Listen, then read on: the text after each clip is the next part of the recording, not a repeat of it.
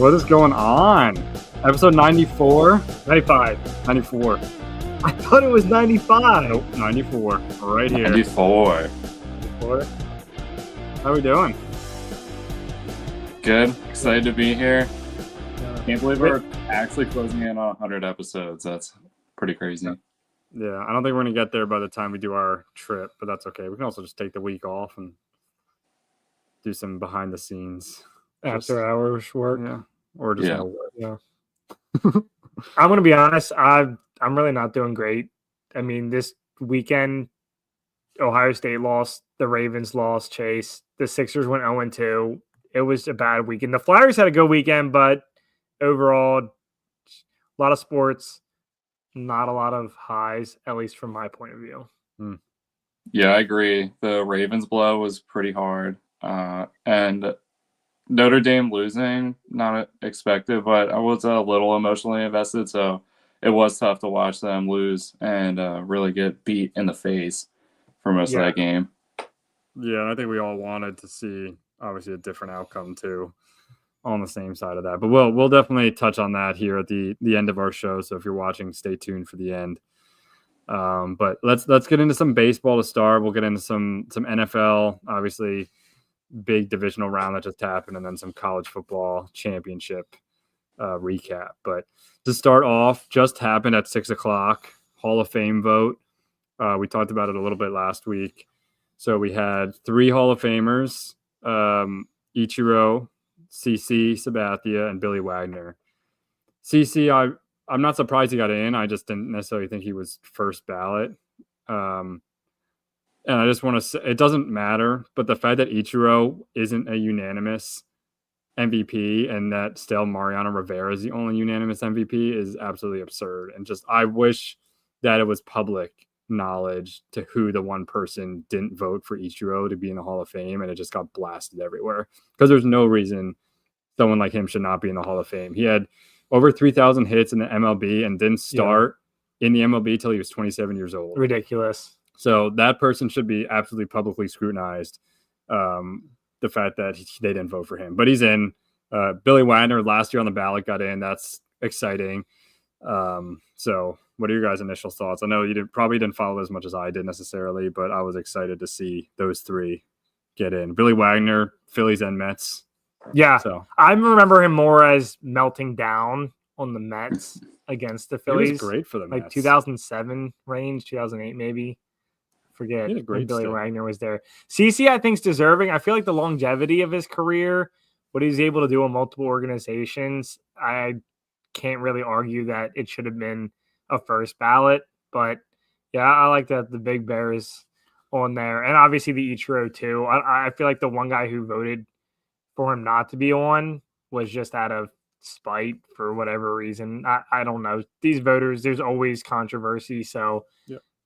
It does suck that Rivera is the only unanimous first ballot Hall of Famer. Yeah. I will say, just going down the list, I know some didn't make it, but Carlos Beltran got up to 70%, which most likely means next year or the year after he's going to be in. Andrew Jones got up to 66%. That's a good sign for him. And the big one that you guys are interested in, Chase Utley got up to 39.8%, his second year of eligibility, which honestly... He'll stay on the ballot then, right? You only need 5%. Okay. But 39% in his second year, I don't want to say lock, but he's pretty close to, I think, a lock now to get in the Hall of Fame. Wow. That's damn. Let's go. So Utley is definitely on his way to get in the Hall of Fame, because 39% is huge for your second year. So let's go. Yeah, I mean, I'm a big fan, but I know he's in the bottom of your pile, Ben. Oh yeah, he's below the ground. But I mean, just pretty solid second baseman, I feel like, for that good run. Also, I want to know why that Ichiro guy didn't vote for him. At least if you're not going to do it, just say why, and then we can do it that way. We will. But it does seem crazy, and I really wonder if anyone else going forward is going to be a completely unanimous vote. I mean, it seems crazy that it was Mariano Rivera out of all people that's been in the Hall of Fame right now, but I don't know. What do you guys think? Do you think anyone has a chance? I mean, the only other one I think would be next year. Like, how do you not vote for Pujols? As Pujols and Miggy are two that are coming up Pujols next year. I think Miggy's a couple years, but those two, I don't know how you don't vote for them. But Chase is right though, because Ichiro didn't get it. But Pujols has over 700 home runs. I mean, there are what, 4 guys over 700? Yeah. I do agree with the Miggy. I would agree Miggy could be unanimous. I mean, you're right. You're absolutely right, Chase. It feels like Ichiro, there should have been a no doubt Hall of Famer. I mean, he was incredible, and I mean, he had 3,000 hits in the MLB. I think he had over Pete Rose's record for total professional hits. Yeah, and how many guys do that well that late in their career? Not yeah, many. that's the fact too. How late he came over. It wasn't like an Ohtani situation where he has this time to rake. Yeah, and I mean, Pujols, but like Miggy too. I mean, he has over 3,000 hits. He has a career 306 batting average. I mean, like that stuff is not like those are not stats you even see anymore. Obviously, the Triple Crown was huge. That was a fun year. I mean, 12-time all like. Yeah, I'm sure he won't be for some reason, but yeah. When did Mariano Rivera? What year was that?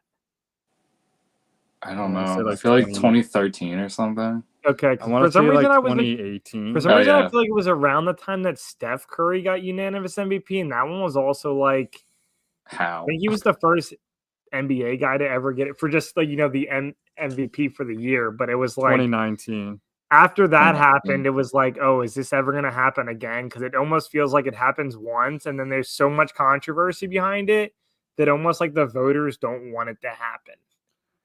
Yeah. And the fact that it's 1-2 just seems sketch. I'm like, were they like in cahoots? Like, let's make sure one guy doesn't so.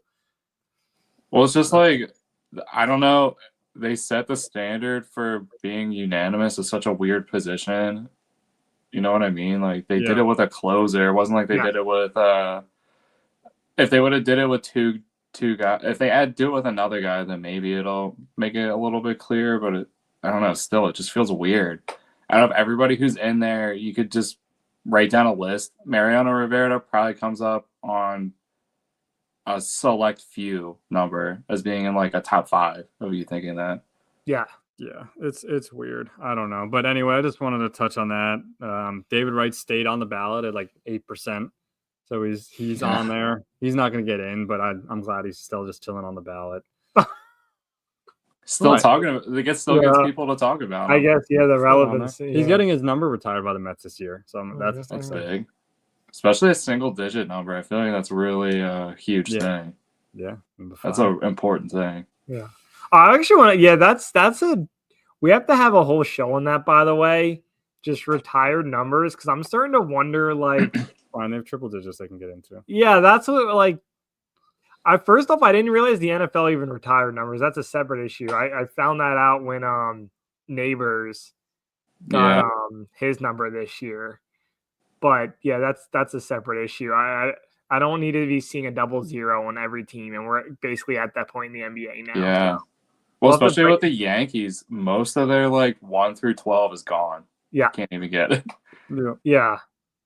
So it's wild, but no. David Wright. It's not like he's not deserving or anything, but it's just no, he's not deserving. He didn't have the longevity, and I know that of getting his number retired. Oh, I thought you meant the Hall of Fame. Oh no, yeah, he definitely deserves for a number retired for. But. All right, let's one more baseball topic here before we dive into some football. This adds to a terrible weekend of sports. Dodgers, and I have some thoughts. I don't know who wants to go first. Take the mic.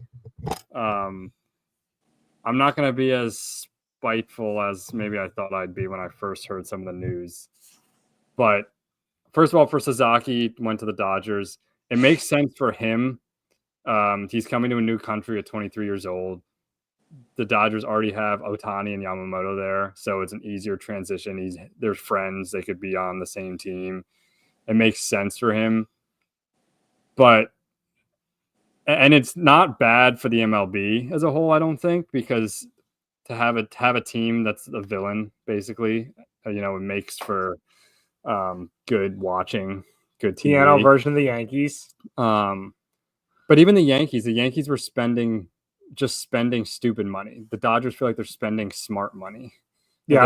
And that's the difference to me. But the other thing, I'm not panicking yet because there's been like a couple repeat champions ever, and it's always been the Yankees. 98 to 2000 was the Yankees, and then again the Yankees a long time ago.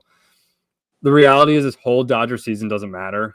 That like this literally they're gonna get in the playoffs. There's just no doubt about it. They're gonna get in the playoffs. The whole Dodger scene 100. There's no way they don't get in the playoffs. And then literally anything can happen with a 5-game series. Like anything can happen. They almost got knocked out by the Padres. If they could have scored 1 run in 24 innings against the Dodgers, they would have won. So it's really hard in baseball, no matter how much you buy, how good your team is, to repeat. And I think that's the thing we have to remember. But it's disheartening as a whole because it feels like the MLB needs a salary cap. It feels like the deferred money needs to be counted in the contracts for today and not just, for 5 years from now. This is a slippery slope. Yeah. And so it feels like there's a salary cap that's needed. And the other thing it feels like that's needed is where does this stop with the Japanese talent? Because the Japanese talent is good. Like there are going to be more guys from now on that are coming to the MLB. Maybe not at Sasaki's level, but really good players. And I think it's time that we start needing an international draft. I think that's where this needs to go, so that way a team like the Dodgers just doesn't start scooping up every single Japanese guy. I was actually wondering that. Because you have the first baseman, I forget his name now, but coming over next year. Murakami. Who's a stud. It's not necessarily a positional fit on the Dodgers, but who the heck knows? Still, the Dodgers don't care. Yeah, so I think they need an international draft. I think that's something that's really going to be necessary here soon. But the Dodgers, they have two World Series wins in the last 30 years, same as the Marlins. We've always talked about them choking up until last year. So I'm not going to just say that the Dodgers are now going to win. But it's just see every single freaking player sign with the Dodgers. It's just like another just stab in the heart. It's rough. Like I would love to have seen. You don't even hate the Dodgers that much. And on paper, that's the thing though. The Dodgers, like all those players, like they don't have a lot of those guys aren't hateable. Like it's not like the Dodgers are a lot of like Mookie Betts is not a hateable person. Neither is Freddie Freeman. Like they're guys that normally I'd like be happy for or like root for, but. Man, it's rough seeing that lineup, that starting pitching. They can pull like a friggin' NBA where they just rest their guys for half the season and do whatever. But you're gonna start hating them real quick, buddy. Oh, I know I am. But anyway, I don't think it's as big of a deal. I do. We're making it. I don't think. I think they can rip off like 5 or 7 rings here. You're insane. There's so much parity in baseball. It's so hard to continue winning. There's no way. Ohtani is one more bad pitch away from never throwing in the majors again. Sasaki's 23 and throws 99. You're telling me he's not going to have Tommy John soon because you're damn sure he's going to have Tommy John at some point. His control was like not very good. It's been getting worse. Yeah, at 23, throwing 99 and 100, Tommy John is coming. Yeah, it's coming. No, it is. It's so hard to repeat. You could have the Phillies. You could have the Phillies against the Dodgers. You could have a great, 1-2 Wheeler Nola, great games win. You just never know what's going to happen. But I do think there needs to be salary cap or international free agent draft. Yeah. I agree with both, and I think it's worse because there's other teams that just don't try. Like the Pittsburgh Pirates don't even have Roki Sasaki's agents. I don't even think they have the Japanese league in their phone book. So that's the problem is they don't spend anything, and the Dodgers are just going out there signing everybody. And I agree. I feel like if the Pirates had to draft one of these guys and then force the Dodgers to trade them, whether or not the Pirates make a good trade or not, it's on them. But at least that the Dodgers didn't just get this guy for almost nothing. He basically just took one flight, one visit, and that was to the West Coast and didn't do anything else.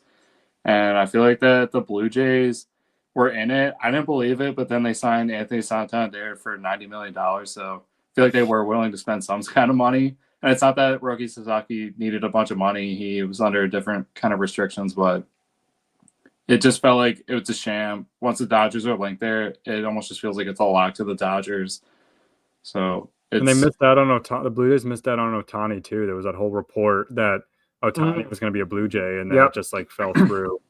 And poor Blue Jays, they made that trade to get Miles Straw, who's an absolute garbage major leaguer. I mean, one of the worst major leaguers in the league. Just absolutely terrible. The fact that he still has a job and you have like Weston Wilson not having an everyday job is absurd. I'm sure Sam could back me up on that one. But they basically traded him, kept his $11 million, and then got more international spending money just to basically not miss out on Sasaki. And now they're going to it's going to waste away because you can't transfer it next year. So yeah, it's not good, but they need to figure something out because it just kind of sucks to watch as a product. And if you're trying to sell it to us to watch, when there's the bottom 5 teams that spend absolutely no money at all, I'm not even sure. I don't know if Tampa, Pittsburgh, Arizona spent money, so that kind of bucked the trend. But I don't know if there's many teams that actually did sign anybody yet.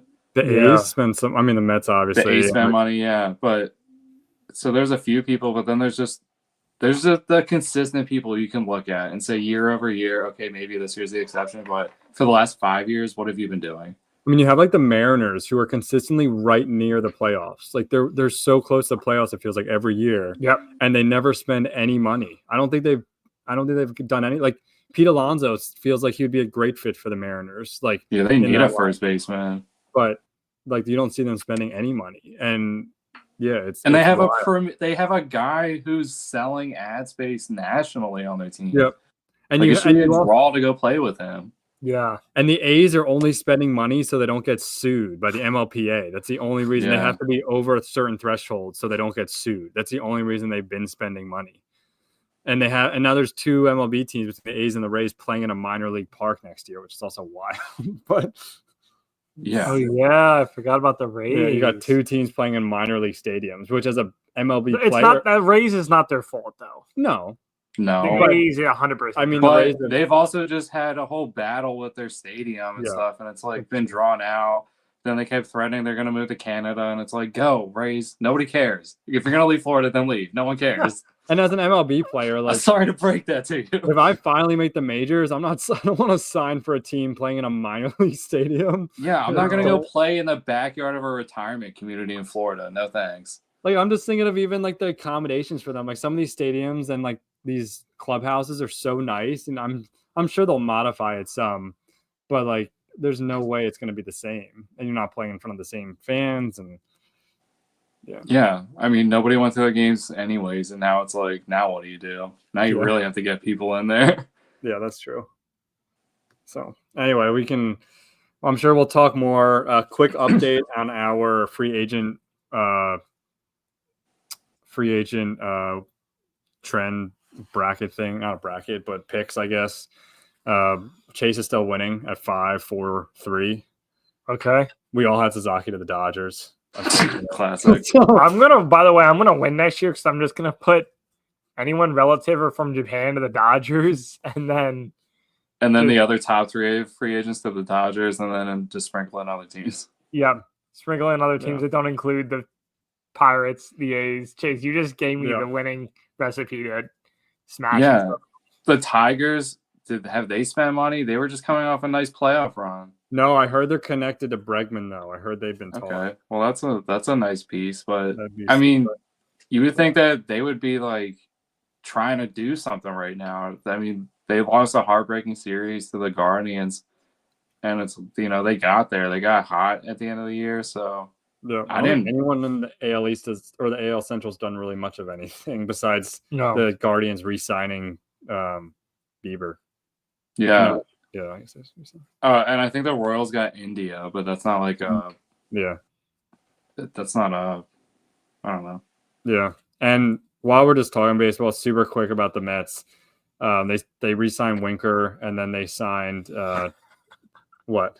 They signed AJ Minter, Yeah, the AJ Minter one's nice. That's a nice piece. They needed a lefty, so if they didn't get Scott, Minter's good. They definitely needed a lefty. But they got to do something with Pete. They're like 3-year, $70 million contract they apparently offered feels like a low ball. Like the Mets had to know they weren't going to get him at that. I don't know. They need at least another pitcher or someone else in that lineup. But Winker's good, but not the guy that he's a spark plug is what he is. He's a former top prospect. I mean, he was a really hyped prospect for a while with the Reds. But anyway, we can move on to some football. Just want to touch on some baseball stuff there. Some things going on. And football, divisional round. I mean, we can get right into the big game if we want.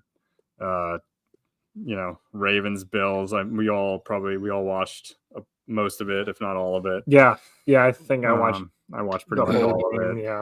So tough one. We were all rooting for the Ravens. Thank you guys. Yeah, I appreciate this the support. Super tough game. Back-to-back years where fumbles come in and play a huge part in the game. Zay Flowers last year fumbling the ball into the end zone. Changed the Chiefs game. This year, Lamar fumbles, Mark Andrews fumbles, and that really just set the tone. What's different about this year is the fact that they had 0 punts. They were pretty much able to move the ball at will. Yep. For most of the game, outside of the end of the first half and portions of the second half. But even to end the game, the way they went down, scored, and then just needed Mark Andrews to catch that ball, tough. And this would be a classic, I want to throw John Harbaugh into a burning pit of flames scenario. Like if you would have told me to begin the year they're going to lose to the Bills, I would immediately imagine that Harbaugh somehow fucked this up. He somehow had nothing to do with this. He was completely clean, didn't hate him at all, didn't even notice him for most of the games. That's just pretty impressive. That's usually not the case. So I felt like he did a good job. I feel like Bunkin did a really good job. I feel like Zach Orr did a really good job. I don't even hate Mark Andrews. He's been pretty solid for us for ever. This is the first time he's really done something like this, especially in a playoff game, a meaningful spot. And even throughout He's had a rough year, but not necessarily his fault. I just feel like it's been a battling year for him. Yeah, it was tough, and he's coming off an injury, so I feel like he wasn't totally set on himself. And even on the plays where he was trying to extend it all year, he never extended a play, really. It seemed like. I feel like he would just go down or fumble, and not fumble it, but stumble himself and fall down just because his knee didn't seem like he was 100% yet. So the fact he was trying to do it, I appreciate it because it's a hard position to be in. And I feel like guys who tear their ACL, it really takes 2 years for them to come back and be confident in it and make the moves that he was making. So, yeah, he did start off slow. He came on at the end. And it's tough that, I feel like Derrick Henry could have had more carries overall. Yep. 100%. Yeah. And just the end of the game, he kept taking himself out of the game. So I feel like he's partly to blame for it too. Like Justice Hill was in for a lot, and nothing against Justice Hill. I used to hate him. I used to not like him. If they were going to cut anybody, I used to hope it was Justice Hill. The past 2 years, he's really come on and been really valuable and just a better runner. He's always been really quick, really fast. But I feel like the way he runs is just more violent, more running to the action and then keeping himself going. And he was really good. It wasn't like he was in and making bad plays. So it's just tough. I think last week I said that the Bills kind of playing them is going to be death by 1,000 paper cuts. It literally was that. It felt like every time we would get some big momentum going in that game, something would happen. No one killed us in that game. Josh Allen threw for just over 100 yards. Everyone got a catch, it seemed like, but no one really did any damage. Run game wise wasn't a factor. No. So it was just the fact that gave Josh Allen the ball in short fields and not really making him have to work. But overall, it felt like the Ravens had to play the Bills, but they were playing themselves and then trying to play the Bills, and that's impossible. You're never going to do that. They lost the turnover battle, and Lamar is going to have to go through another offseason where people think that he's a choker. And I don't know what's better motivation than to turn people's mind around. That's literally been his whole career. No one thought he was going to be a quarterback. He was. No one thought he was going to be a first-round pick. He was. it's just taking that next step. And I guarantee if we would have got to the Chiefs, we beat them up. We're built to beat the Chiefs. It's literally all our draft picks. Everything we've been doing is because we want to beat the Chiefs. And we're built for it. We're specifically built for the Bengals and the Chiefs. And just the way I feel about it, the pieces they brought in, Kyle Hamilton, Nate Wiggins, really fast, physical guys to go against speedy wide receivers and to stop extending plays from quarterbacks. So I felt like Josh Allen also fits in that category, but tough position. I didn't think it was going to come up this short this season, but it is what it is. It's I don't know. I feel like it just sucks. I mean, the fact of the matter, at Buffalo, at Kansas City, 2 January games you have to win to make the Super Bowl feels impossible. But coaching staff wasn't an issue. Defense wasn't an issue. They got put in some tough spots. Take off Mark Andrews' tush push. The Ravens averaged 6 yards a carry. Derek had 16 great carries. He should have had about 5 to 10 more. Justice Hill, 6 for 50. Lamar's running was even not bad. Zay Flowers wasn't on the field. They still couldn't stop the run. And guys like Likely and Bateman had great games. It's one of those where, they had some rough turnovers, some rough penalties, and that basically was just the only factor. It's one that you can't really figure out why did they lose this game, but they lost. Like, even when Lamar had the second fumble and then they were only down 7. Like, it didn't even still feel like it was like they were in that horrible of a spot after like their second turnover. And I mean, the end of the game, the Andrews pass, that didn't really bother me that much because there's other factors in the game. But one's just that's a weird one. I agree with you, Chase. I like your positivity actually after this, because you can get into like the 76ers rut of like, oh, here we go again. But I mean, do you still believe Lamar can do it? Because I mean, there are some times where he still has those passes where they're not super crisp.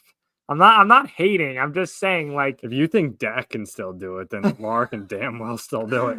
That's all I'm going to say about that. I'm just asking questions. I'm just saying too. No, but I feel it was like the first pick was bad, and then he had Derrick Henry open on the flat the one time. I think he overthrew him or underthrew him or something. Like, there was like a couple. I'm not saying I still think they should have won the game. I can't really figure out why, but I just know. I mean, there's that you can put Dak in that category. There's these quarterbacks that get into these spots, and then it's just like there's a lot more than just the QB. But per your optimism, it seems like you're not too worried about Lamar. No, I feel like it's not going to make him shrink mentally. Like, he's still always going to have ability, but sometimes I feel like guys will shrink mentally, especially if they keep losing in certain situations. And a guy that sometimes like is getting compared to Lamar now is like Peyton Manning, like the way he would always lose in certain situations, like big games, and then he would get to the Super Bowl and suck, and his team would do great. And I was like, he won the Super Bowl, but it wasn't great. So, like, I feel like that's kind of what's been putting on Lamar, but I feel like he's kind of different mentally. It's really hard to get a good grasp on him because he's super quiet and he does everything privately. So it is weird to get that vibe, but I don't know. This is what I was thinking, though. I was thinking if I'm Lamar, I'm calling 2 people tomorrow. Number 1, I'm calling Connor McDavid. He's got time. He's on a 3-game suspension right now for being a badass and not taking anyone's shit. And he feels the pressure of being number 1, and it's different because it's a different sport. But I feel like he not only has the Edmonton Oilers pressure on him, but he literally has most of Canada on him to succeed. And I feel like that's really crazy pressure. So to just talk to that guy, just to know what it's like to be in like high pressure moments. And they're both also looking to get a championship. Like, they're both in that moment. And they, that's what I felt like was happening in that game. Like, I could just see Lamar going to the locker room, having the same Connor McDavid style meltdown of being like, not again. This is not happening again. We can't have this happen again. So I feel like those 2 guys, obviously wildly different backgrounds, and it's a obviously strange request, but I don't know. I feel like they would get a lot out of it.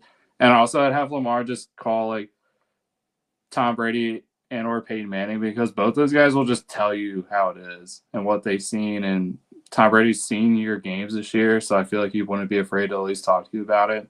And Peyton Manning, I feel like you can ask him a question and he'll just give you a 15-minute response.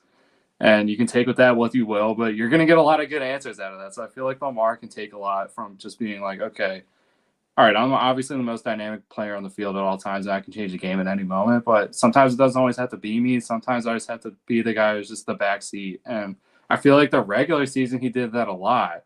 Like he had perfect passer ratings. He was just kind of doing the minimal things, but getting the most out of it. So I think he doesn't know how to do that at all. But it's different in the playoffs. I don't know. I feel like you have to talk to some people that have been there and felt that pressure and failed really bad on some of those occasions, just to know what it's like. Because Lamar's also felt that. Like he's had moments where they've been number one seed, got knocked out, can't get past the second round, can't do this, can't do that. And I don't know what it is. This team's way more talented than any other that they've had. It's going to be different. I don't know about Derrick Henry next year, but obviously I feel like they are always good at drafting or at least bringing in really talented people in the positions. So yeah, and I think you guys mostly covered everything. I agree with a lot of the points, especially what you guys were saying. I mean, I was looking at the box score a little bit, and especially the Bills. And I mean, you hold Josh Allen to under 150 yards passing and rushing. I mean, like you kind of said, like it's hard to see. Obviously, the turnovers were a big factor, but it's hard to see that. It's a tough game to see that the Ravens lost, because on paper it looks like it's a game the Ravens should have won, because they did everything that they should have on defense, and they did give short field opportunities for the Bills. So it's like you said, Ryan said, you're taking it in stride. That's good, and next year they might be there. Are you rooting for the Bills? No. Next week? No. No, I will be. Yeah. No, I'm rooting for the Bills. I feel like there's no other option. They're not really a hateable team. So can they win though? I know everyone's hating on the Chiefs. I don't really hate the Chiefs. Ben, no, we're not having this conversation. Why are we having this conversation? I can't do another Super Bowl with Taylor Swift in it. I can't. It's because Caitlin Clark was in the box, wasn't it? Have I ever come on the podcast really liking Caitlin Clark? It seems like you've both been on the same page. It seems like you're going in that direction. What? Why do you like the Chiefs? I mean, I don't like the Chiefs, but they've never been hateable to me. They're only hateable now because they keep winning.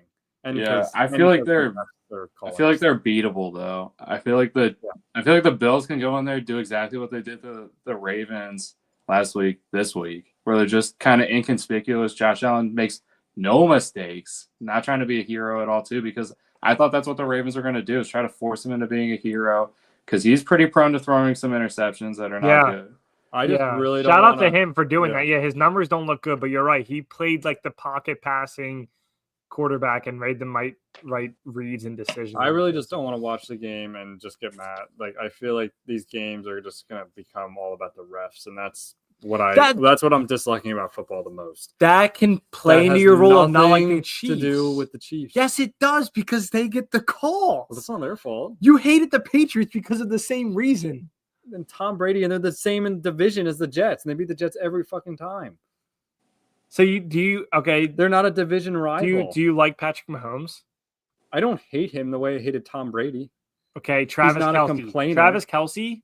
I don't hate him the way I hated Gronk, I guess. You hated Gronk? I don't really hate him. Oh God. Oh my God. Oh. I'm not trying to open this can of worms, but like, even the Patriots are a division rival. I don't hate the Commanders either, but you do. I have nothing against the Commanders, but you're probably pissed off that it's the Commanders and Eagles. Only thing worse would be like Giants versus the Giants. Who are you rooting for in that game? The Eagles. So who are you rooting for to beat the Commanders Super Bowl? It's really, I'm gonna have to root. So you're rooting Bills all the way here. Oh yeah, for sure. Well, no, I know, because I don't hate the Eagles. Are still my number 2, but out of the 4 teams left, I would be happiest with the Bills because they've never won. I would be too. But for the Eagles' sake, it would be because of Saquon. Although the Eagles actually have a lot of players right now that I don't like. Besides the point, I'm so tired of the Jaden Daniels thing. I'm glad I was like passing out during the end of that Lions game Saturday night. Chiefs are the Jaden Daniels hype train is just too much. It's just too much. They do that with quarterbacks every year, though. Like Joe Burrow, the year that's what everyone says, but I just don't. When Joe Burrow was his rookie year, he got to the AFC Championship. I think so. I'm pretty sure. I mean, he was just hyped up to the moon. I mean, I see it with sports cars every year. There's a new quarterback that's just like hyped up to the moon. It was, I mean, Mac Jones for a while was like the next big thing. But it's just him and Lawrence. But it's on top of the Dan Quinn the combo, and I have to hear it in my household. I get it. Dan Quinn was one of the best defensive coordinators the Cowboys have had in a long time. Atlanta Falcons blew a 28-3 lead when he was the head coach against Tom Brady. The guy sucks. I'm gonna hate him because of it. And you put him with Jaden Daniels, RG3's prodigy, apparently.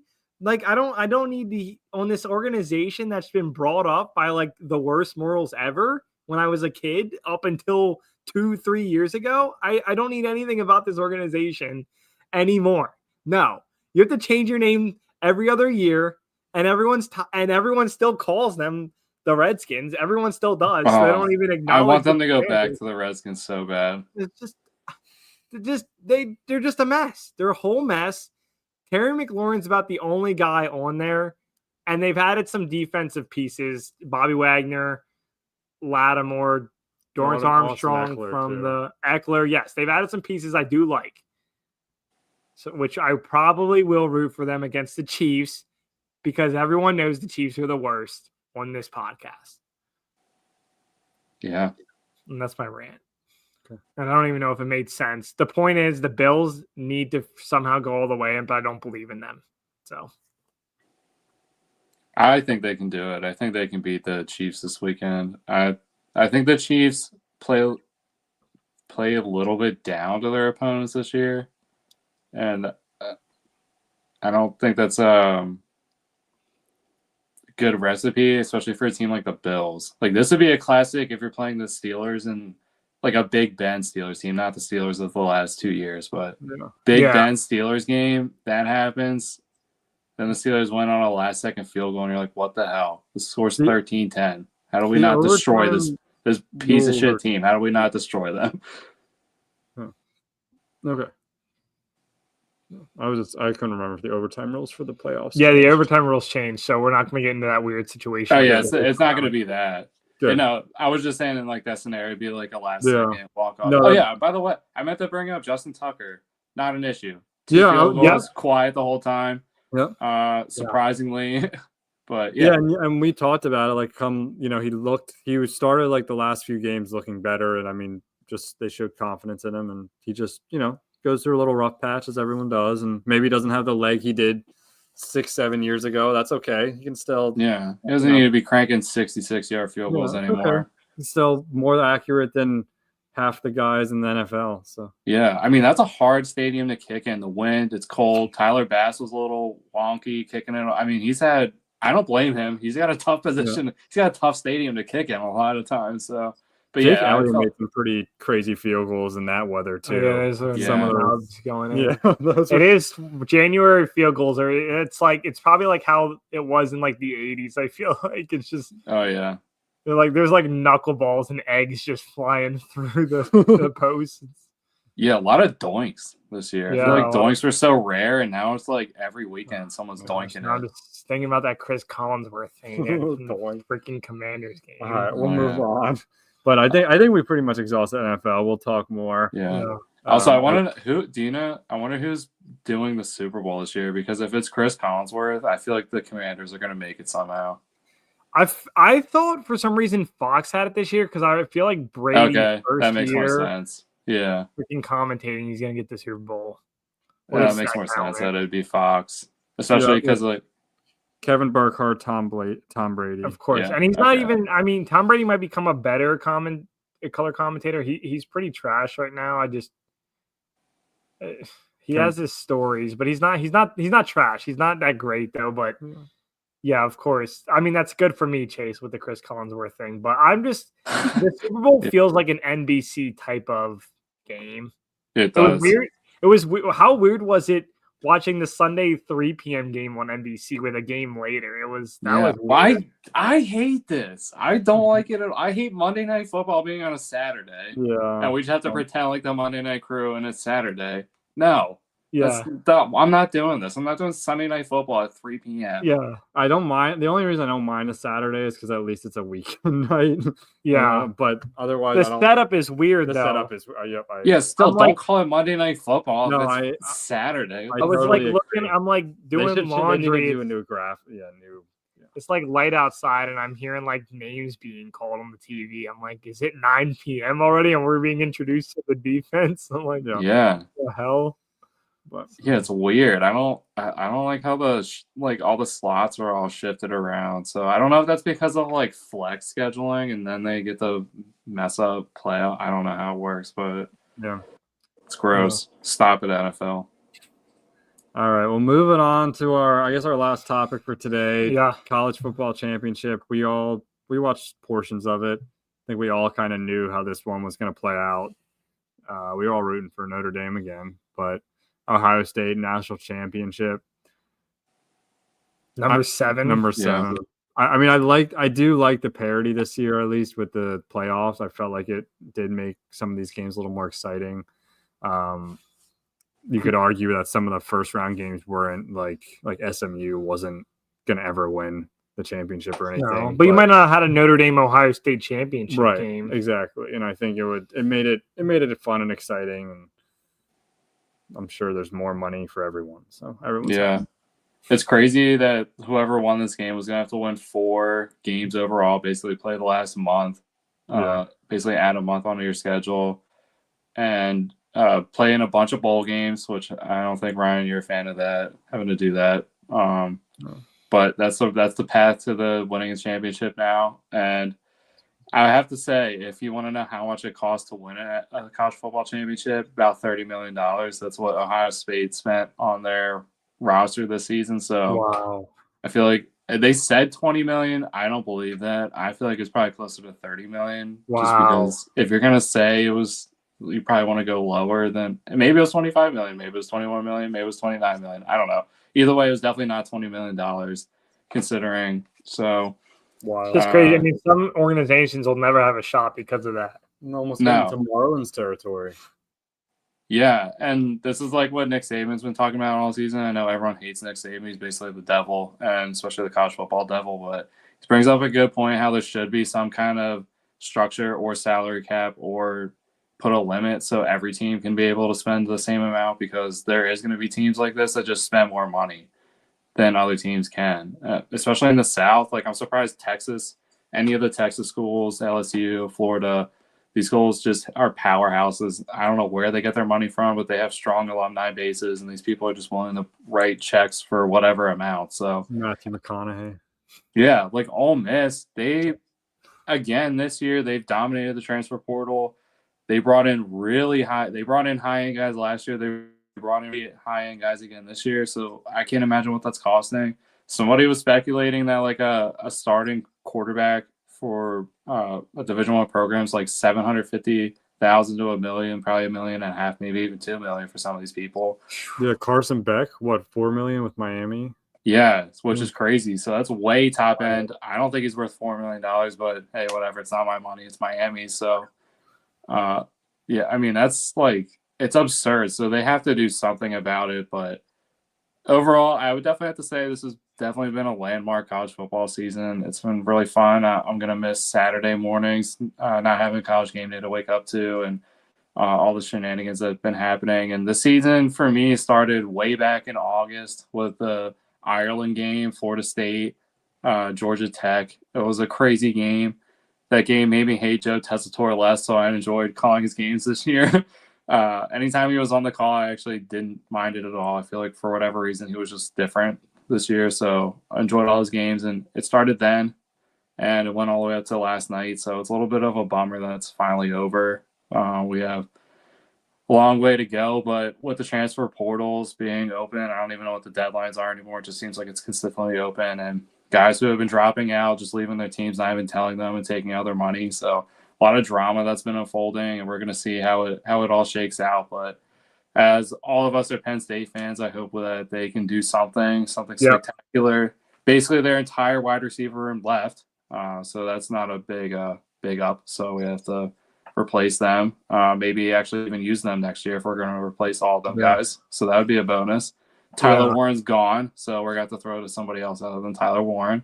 But on the plus side, both running backs and Drew Aller are back, so that's a big bonus. Yeah. Yeah. We'll see, though. They're not really bringing in high-priced transfers like all these other schools are doing, so I don't know what they're spending money on. Yeah.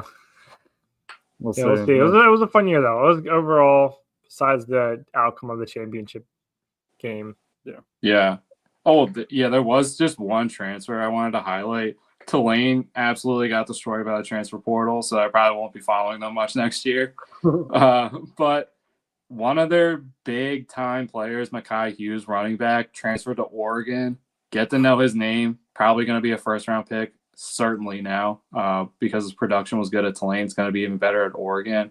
Smooth runner. It's going to just jump off the draft boards, probably leave early. So, guy I'm watching, if I could buy a stock on him, I'd buy a pretty good share on him just because I feel like he's got pretty good potential, high ceiling, and going to a dominant program like Oregon, who's just totally, again, been running through there's been teams who have been dominating the transfer portal. Oregon's just been one of them.